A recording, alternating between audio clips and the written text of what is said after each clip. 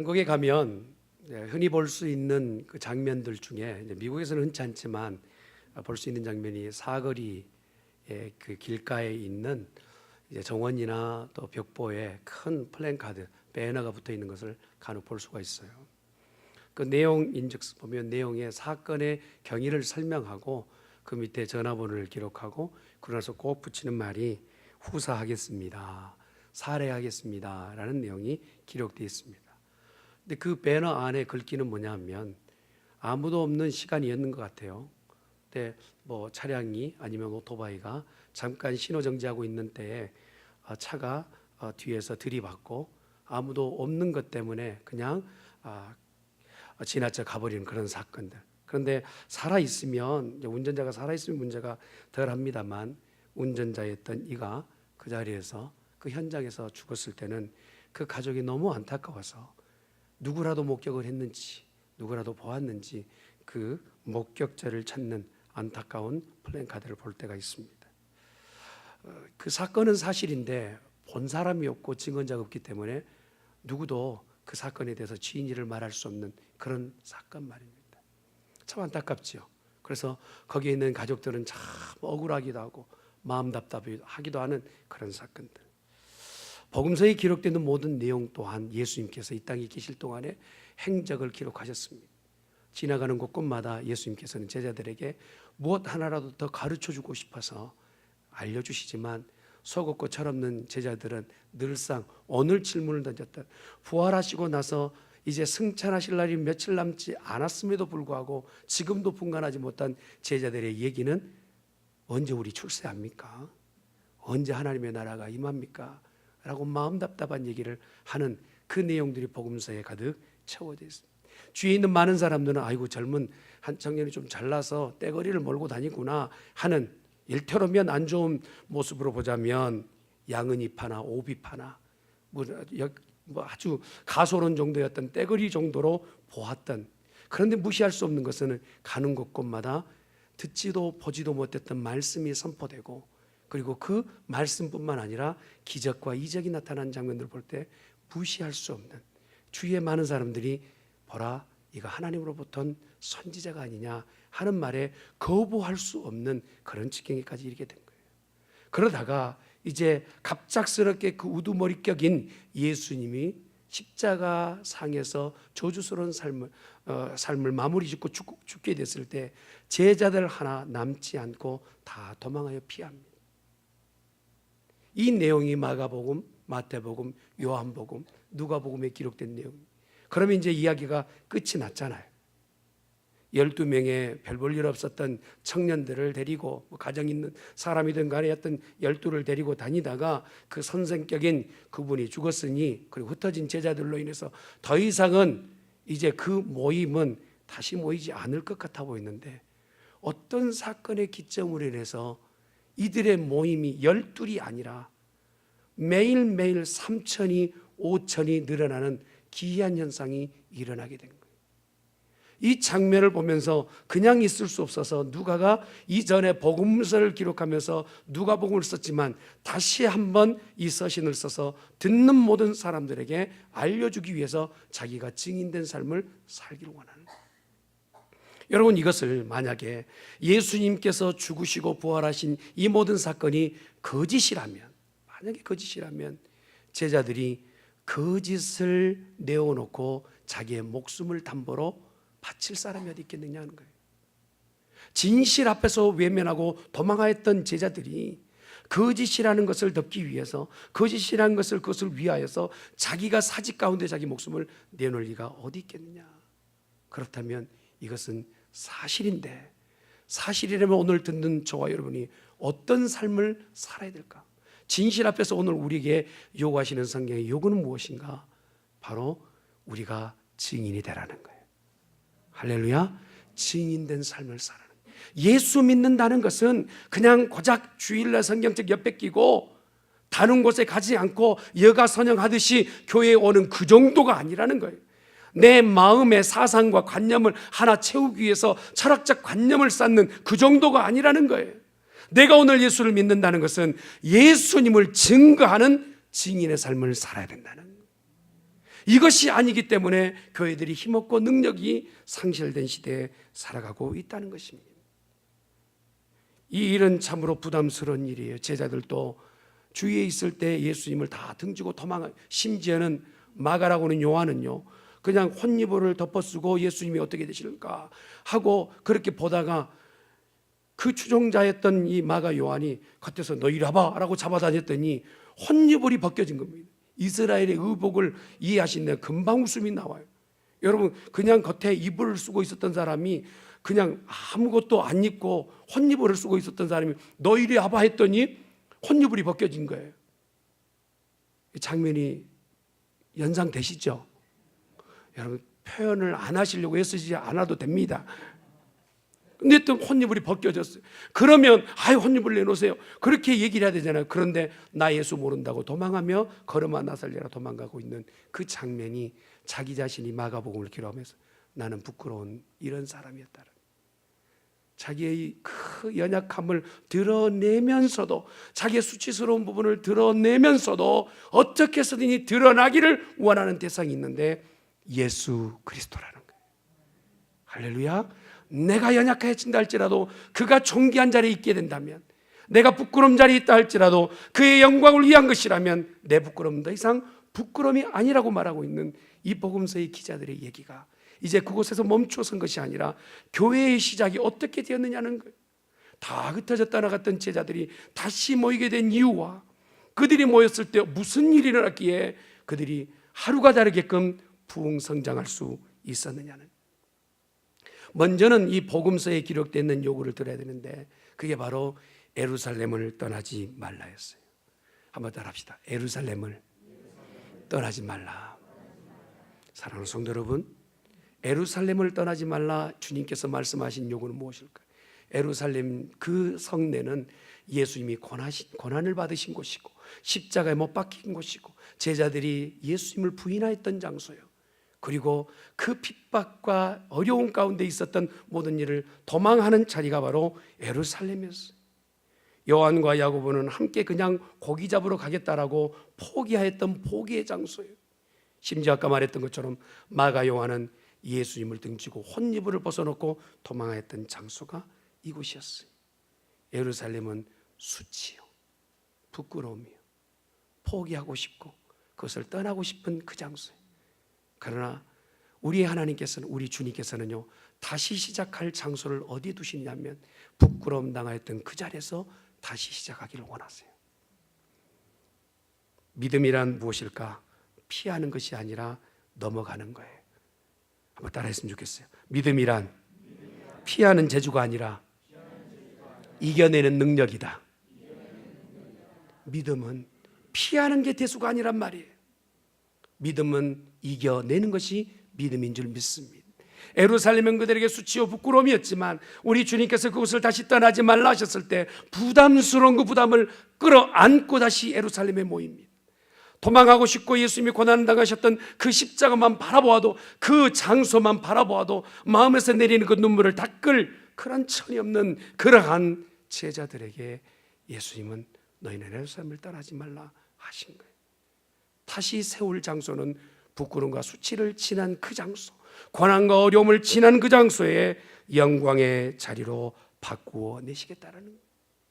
사랑하는 성도 여러분, 교회의 어떤 문제를 만나면 성도들이 나오는 두 가지 증상이 있는데, 하나는요, 여기밖에 없냐? 라는 증거가 나오고, 하나는요, 주여 이겨내게 해 주시옵소서.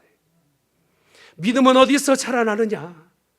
내가 어려운 문제를, 그것을 끌어안고 견뎌내며 믿음을 선택하는 자에게 주의 능력은 나타나게 된 줄 믿습니다. 피한다고 해서 그 놈이 다른 교회는 없을 것 같아요. 여러분, 피한다고 해서 다른 곳에서는 그 문제를 안 맞닥뜨리지 않을 것 같습니까? 똑같은 문제, 똑같은 상황이 우리 가운데 다시 만나질 수 있지만 그때 우리가 이겨낼 수 있는 것은 믿음인 줄 믿습니다.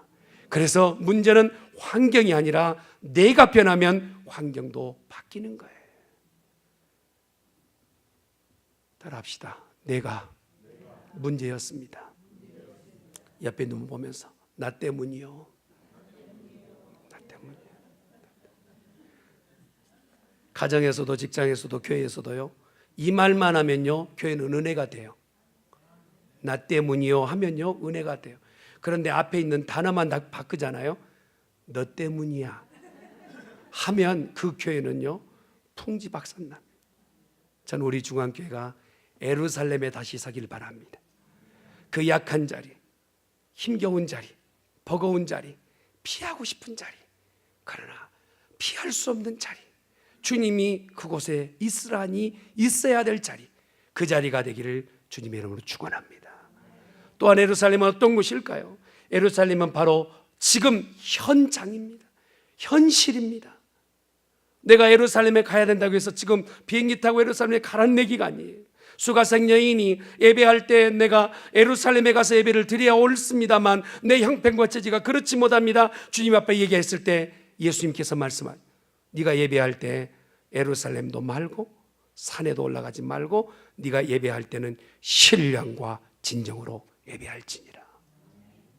오늘 우리 삶의 현장이 예루살렘이다라 말씀하시는 거예요. 주님의 증인된 삶을 살기 위해서 첫 번째로 우리가 벗지 말아야 될 것은 저와 여러분이 서 있는 곳이 예루살렘이 되기를 예수님의 이름으로 축원합니다. 왜요? 약속 있는 장소는 결국 약속이 내려지기 때문에 그래요. 저는요 한국 꼭 방문하면 다시 꼭 해보고 싶은 것 중에 하나가 뭐냐면 산 깊은 곳에 가서 짜장면 시켜보고 싶어요. 여러분 같이 섬기는 목사가 이 정도입니다. 왜냐하면 어떻게 해서든지 찾아오거든요. 어디라고 해도 번지가 없는데도 어디냐고 물어보고 남은 큰 나무 옆에 가시나무 옆에 내가 있으니까 오라오면 짜장면집 주인은요 그렇게 주인이 아니더라도 요금을 찾아옵니다. 근데 중요한 것은 뭐냐면 내가 어디 있는지를 모르면 찾아올 수가 없어요. 주의 은혜도 마찬가지입니다. 저와 여러분이 약속한 장소에 있어야 주의 은혜가 내리는 거예요. 분명히 성경 얘기합니다. 너는 예루살렘을 떠나지 말라. 그곳에 서 있으라 말씀하세요. 그럴 때 주의 제자들은 다시 120명이나 되는 큰 무리를 이루어서 함께 모여 기도하다가 약속하신 것을 받게 됩니다.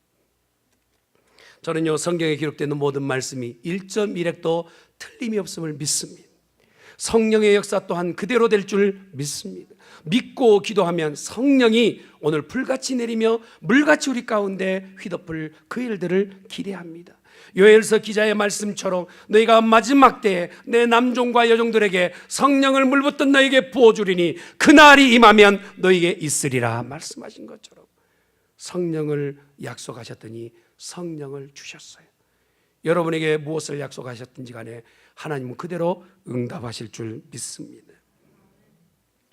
또한 성령을 기다리라 했었을 때 기다림은 오늘 믿음의 또 다른 편을 얘기합니다. 믿음이란 다른 표현으로 기다림입니다.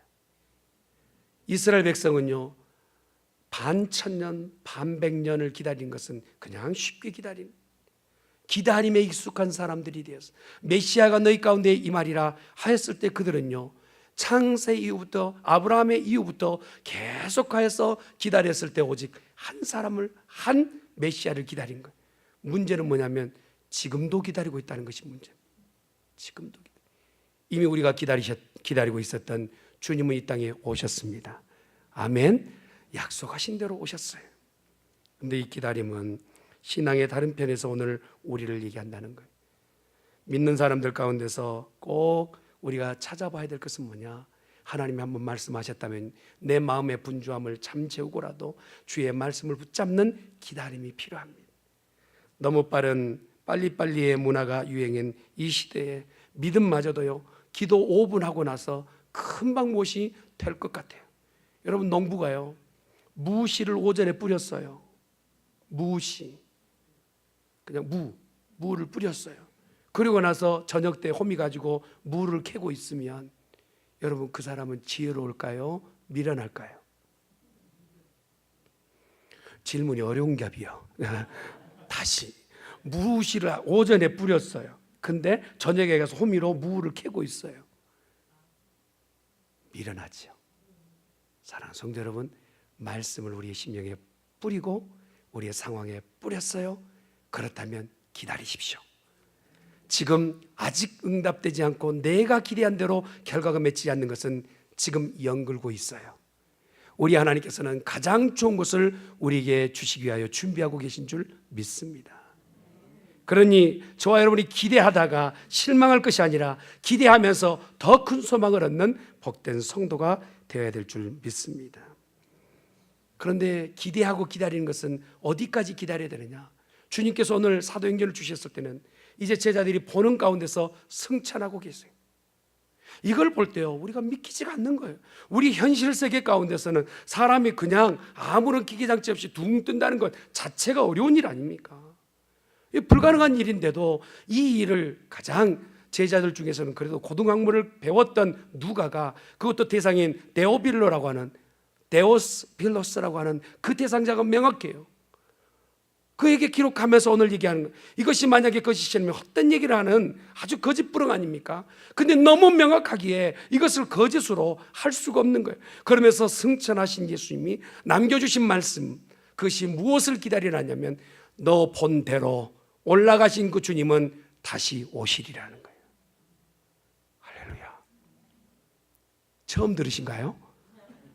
주님 올라가신 그대로 다시 오실 줄 믿습니다. 오늘날 성도들이 놓쳐버린 것이 무엇입니까? 믿음 생활에서 잘 먹고 잘 사는 것, 거기에만 국한되어 있지, 다시 오실 주님을 오늘 악망하며 갈망하는 성도가 정말 극한 희귀한 시대에 우리가 살고 있어요. 우리 중앙교회 성도는 오늘 주님 오실지 내일 오실지 기대하며 주님을 바라는 성도가 되시기를 주님의 이름으로 축원합니다. 그러면서 우리가 해야 될 일이 있어요. 그것은 뭡니까? 너희는 말씀을 전하는 증인을 살아가는 거예요. 디모데후서 4장 2절의 말씀을 봅니다. 시작. 전파하라. 때를 얻든지 못 얻든지 항상 힘쓰라. 범사에 오래 참음과 가르침으로 경책하며 경계하며. 사람은 무엇을 머리에 많이 생각하느냐에 따라서 말과 행동이 달라집니다. 내가 정말 아파트를 지금 계속 팔아야 되는데, 집을 팔아야 되는데 그 집 생각만 있어요. 부동산을 하시는 그 업을 가지고 계신 집사님이 하루는 여전도에 헌신 예배 때 사의를 받았어요. 근데 찬송가 202장을 불러야 되는데 이분이 이렇게 찬송가 202동을 부르겠습니다. 여러분, 우리가요 무엇을 많이 생각하느냐에 따라서 말과 행동이 달라지는 거예요. 예수님 오실 것을 늘 기대하는 사람은요 입에서 예수님 곧 오십니다 말이 버릇처럼 나오는 거예요. 아무리 내 삶에 뒤져봐도 예수님 오실 것은 단어도 찾지 못하고 있다면 그는 증인된 삶을 살아낼 수가 없는 거예요. 그래서 오늘 우리에게 디모데후서는 얘기하지 않습니까? 너는 말씀을 전파하라. 어느 때요? 한가로울 때? 항상 때를 얻든지 못 얻든지 너는 말씀을 전파하라 말씀하시는 거죠. 바울은 그런 삶을 살지 않았습니까? 디모데전서 2장 4절을 보십시다. 하나님은 모든 사람이 구원을 받으며 진리를 아는 데 이르기를 원하는, 이 땅에 많은 사람들이 아직도 듣지 못하고 보지 못하기에 먼저 보고 경험한 우리들을 통하여서 우리 주님은 전달되기를 원하세요. 아버지의 뜻이 이것이란 말입니다. 하나님께서 원하시는 것이 이것인데 오늘 우리가 그 마음의 소원을 알아들여야 되겠죠. 그러면서 바울은 환난과 궁핍과 고난과 매맞음과 갇힘과 소란과 수고함과 자지 못함과 먹지 못함과 어려움과 많은 견디지 못할 일을 말할 수 없는 일들까지 내가 경험했지만 그러나 전도하는 일에는 내가 게을리하지 아니하였다. 우리가 인생은 언젠가는 마무리 짓지 않겠습니까? 그 마지막에 주님이 너 뭐 하다 왔니? 했을 때 주님 이런 일 하다 왔습니다 라고 자신 있게 말할 수 있는 성도가 되어지시길 간절히 축원합니다. 1709년 2월 7일 밤 6살 난 소년이 불을 타고 있는데 그 집에 갇혀 옴짝달 싸가지고 못하는 상황이 되었습니다. 삽시간에 불이 번져서 집은 다 홀라당 타고 이제 위에 남겨있는 지붕이 내려앉기만 하면 이 아이는 파리 목숨인 것처럼 그렇게 다 타들어가고 있는데 거의 지붕이 내려뜨려질 때 이 아이가 구출되었어요. 근데 이것저것이 굴리고 사실은 화상을 입긴 했습니다만 그가 이제 다시 6살 때 구원받고 나서 평생을 그 일 이후부터 한 번도 복음에 대한 열망과 열정이 시들지 않고 복음을 전해요. 그러면서 이렇게 고백합니다. 나는 그때 정말 죽었어야 할 존재였는데 주님께서 나를 살리셨으니 나는 타고 있는 불에서 건져낸 타다만 한 토막에 그슬린 나무입니다. 가는 곳곳마다 그슬린 나무였어요. 그가 그 유명한 웨슬리예요. 존 웨슬리. 영국이 가장 어려울 때, 타락할 때, 하나님의 사람 찾기 어려울 때 그가 정말 살아있는 하나님의 말씀을 증거했던 웨슬리로 살 수 있었던 것은 한날 어려운 날을 그냥 두지 아니하고 그 어려운 시기에 하나님이 나를 구원해 주셨다는 그 감격에 의하여서 남은 날 전도하며 증인된 삶을 살았기에 영국도 살아났던 것이죠. 88세 생을 마지막 이제 운명하기 전에, 소천하기 전에 그가 이렇게 얘기합니다. 혹시라도 더 많은 사람이 증인된 삶을 산다면 내가 서 있는 땅은 더 복된 땅으로 바뀔 것이다. 우리가 증인된 삶을 사십시다. 내가 그렇게 살면 우리 하나님이 이 땅을 바꾸실 줄 믿습니다. 그러면 목사님 알겠는데 성령이란 도대체 뭘까? 성령을 알겠는데 무엇이 성령입니까? 라고 우리가 물어볼 수 있지 않습니까? 성령은 원어로 말하면 하기오스 푸뉴마라고 써요. 하기오스 푸뉴마. 하기오스라는 것은 거룩한, 푸뉴마 영이란 뜻이, 거룩한 영, 성령, 하나님의 영이란 뜻이. 이 하나님의 영은요, 오늘 누구에게든지 임하든지 간에 놀라운 역사를 받고 미련하였던 자가요 지로워져요.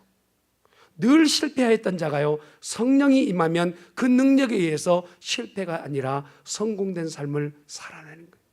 무엇보다도 필요한 것은 믿는 사람에게는 성령이 필요합니다. 왜냐하면 성령으로 인하여서 우리가 하나님을 아버지라 인정할 수 있기 때문에 그래요. 그래서 사도행전에 보니까 이렇게 얘기합니다. 사도행전 19장 2절의 말씀을 한번 보겠습니다. 시작. 이르되 너희가 믿을 때 성령을 받았느냐? 이르되 아니라 우리는 성령이 계심도 듣지. 사도 바울이 에베소 교회를 특별히 사랑했는데 그 교회에서 복음을 전할 때요 다 은혜 받아요. 그리고 나서 너희가 성령을 받았느냐 물었더니요 다들 멀뚱멀뚱 쳐다보는 거예요. 아니 나는 성령 듣도 보도 못했습니다 라고 했더니 바울이 얘기합니다. 오늘 성령이 너희 가운데 임하기를 원하노라 하면서 축복하며 기도했더니 성령이 처음 초대교회 역사처럼 불같이 임하게 돼요. 할렐루야. 그리고 나서 이 교회가 바뀌게 됩니다. 에베소서 5장 18절 말씀 보십시다. 시작. 술 취하지 말라 이는 방탕한 것이 오직 성령으로 충만함을 받으라. 아멘. 어떤 정도는요 불신 충만, 불만 충만한 사람이 있어요. 그러나 예수 믿는 사람은 성령 충만해야 돼요. 능력 충만해야 돼요. 한번 해봅시다 하면 나는 죽어도 못해요 하는 사람은 진짜 모태신앙이에요. 그러나 할 수 있습니다 해보십시다 하면 능력 있는 성도요. 제가 여러분들 질문하겠습니다. 할 수 있습니다 해보십시다. 참 좋습니다. 죽어도 못합니다 이러면 모태신앙이란 말이에요. 우리 교회는 믿고 나아가는 믿음의 성도가 되시기 예수님이 축원합니다.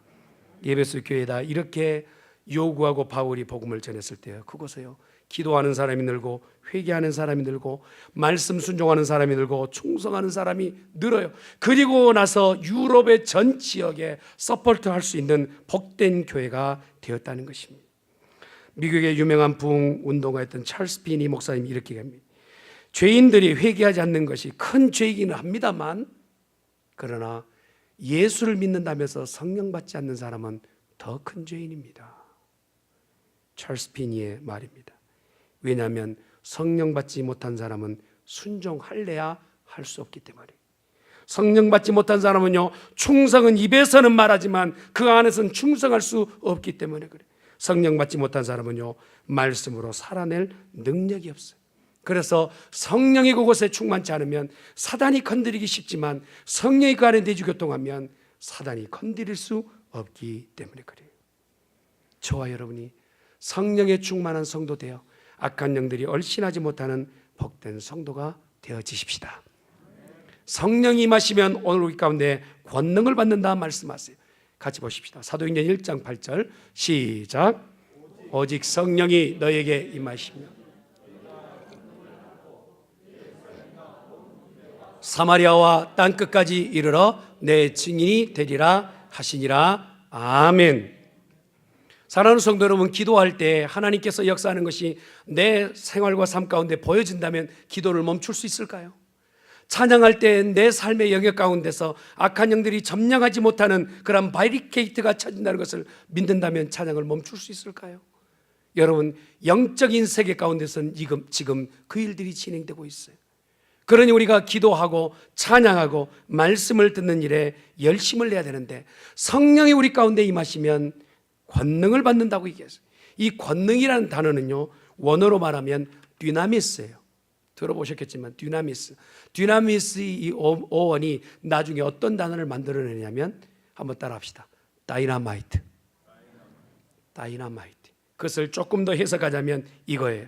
우리가 성령을 받기만 하면 어느 곳에 무엇을 해도 폭탄이 터지듯이 역사가 이루어진다는 거예요. 아멘을 하든지 말든지. 아멘. 여러분, 이거 능력의 말씀 아닙니까? 성령 받아 권능을 받는다니까요. 그 권능으로 인해서 무슨 일이든지 가능하게 된다는 거예요. 저는요, 어릴 때부터 이렇게 예수를 믿다 보니까 말씀 그대로 너무 순수하게 믿는 거예요. 바닷가에 지나오면서 바닷가 앞에 큰 산이 있어요.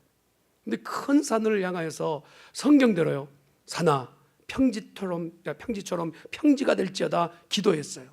얼마나 무모합니까? 그런데 여러분, 우리 교인들은 임자도가 성진 줄 아는데 한번 가긴 가십시다.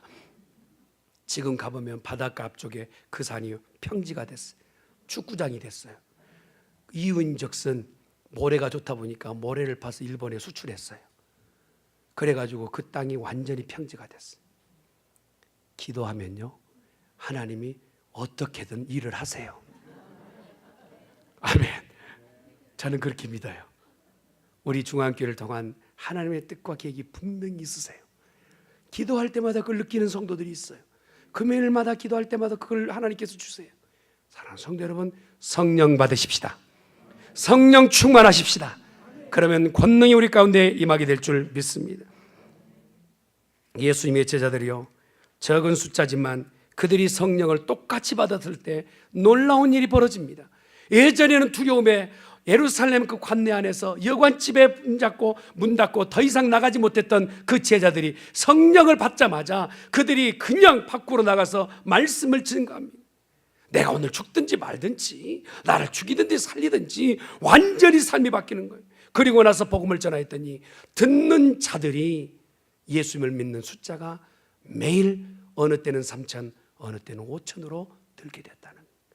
오늘날에도 성령의 역사는 그대로 일하고 계신 줄 믿습니다. 구약에도 마찬가지예요. 신명기 34장 9절에 보니까 이렇게 기록되어 있어요. 시작. 모세가 눈의 아들 여호수아에게 안수하였으므로 그에게 지혜의 영이 충만하니 이스라엘 자손이 여호와께서 모세에게 명령하신 대로 여호수아의 말을 순종하였더라. 모세에 비하면 여호수아는 너무 초라한 거예요. 모세는 가는 곳마다 기적을 나타내 보이는데 그 선생 앞에 자기는 너무 초라한 겁니다. 그래서 두려움과 염려, 걱정이에요. 하나님 앞에 어떻게 해야 될지 방법을 쓰지 않아요. 그때에 모세가 여호수아의 머리에다 손을 얹고 축복, 성령이 내게 임하시면 네가 권능을 받는다 하였더니 그 기도를 받고 여호수아가 불끈 힘을 얻는 거예요. 그러고 나서 말 한마디 할 때마다 모세에게 순종하였던 것처럼 여호수아에게도 순종하는 역사가 일어나게 된 거예요. 여러분, 기적과 이적은 모세에게만 나타나는 것이 아니라, 여호수아에게만 나타나는 것이 아니라 말씀을 그대로 믿고 순종하는 저와 여러분에게도 역사는 나타날 줄 믿습니다. 고린도전서 12장 7절에서 11절의 말씀을 보십시다. 시작.